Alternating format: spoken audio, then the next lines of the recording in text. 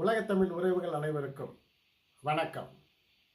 நான் கலைநேசன் அன்னக்குடி. அனைத்தும் அறிவோம் யூடியூப் சேனலுக்காக இனிய உறவுகளை நாம் சென்ற காணொளியில் ஜென் மதம் பற்றியும் அதனை தோற்றுவித்த போதி தர்மருடைய வாழ்க்கை வரலாறு பற்றியும் அவருடைய திறன்களையும் நாம் பார்த்தோம். இன்றைய தினம் ஜென் மதத்தினுடைய போதனைகள் என்னென்ன என்பது பற்றி நாம் காணலாம். உங்களோடு பகிர்ந்து கொள்ள இருக்கின்றேன். ஜென் மதம் மிக மிக அணுகுவதற்கு எளிதானது. ஆனால் அதனை புரிந்து கொள்வது மிக மிக கடினமானது. அது சொல்லுகின்றது அதனுடைய நோக்கம் என்னன்னா, ஜென் மதத்தின் நோக்கம் அனைவரும் புத்தராக வேண்டும். அனைவரும் புத்தராக வேண்டும் என்றால் புத்தராக வேண்டும் என்பதல்ல.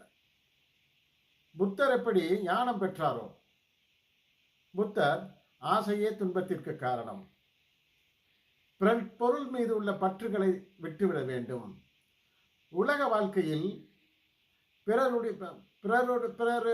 பொருள்களில் உள்ள நாட்டத்தை விட்டுவிட வேண்டும், இணைப்புகளை விட்டுவிட வேண்டும். அப்படி இவ்வாறு பல கருத்துக்களை கூறுகின்றார்.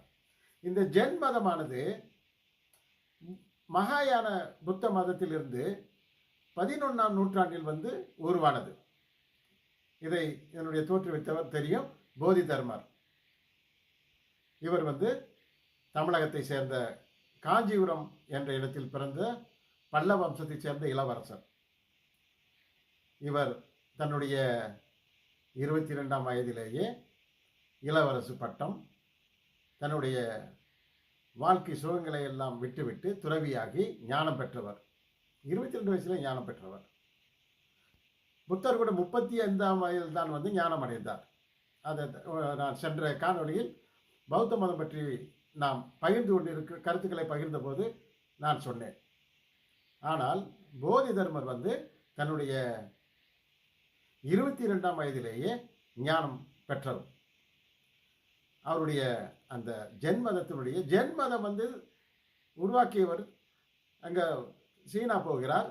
சீனாவிலிருந்து தென்கிழக்கு ஆசிய நாடுகள், தென்மேற்கு ஆசிய நாடுகள், இந்த நாடுகள் முழுவதுமே இவர் சுற்றி தன்னுடைய கருத்துக்களை மக்களிடத்தில் எடுத்து செல்கிறார், தன்னுடைய கொள்கைகளை எடுத்து செல்லுகின்றார்.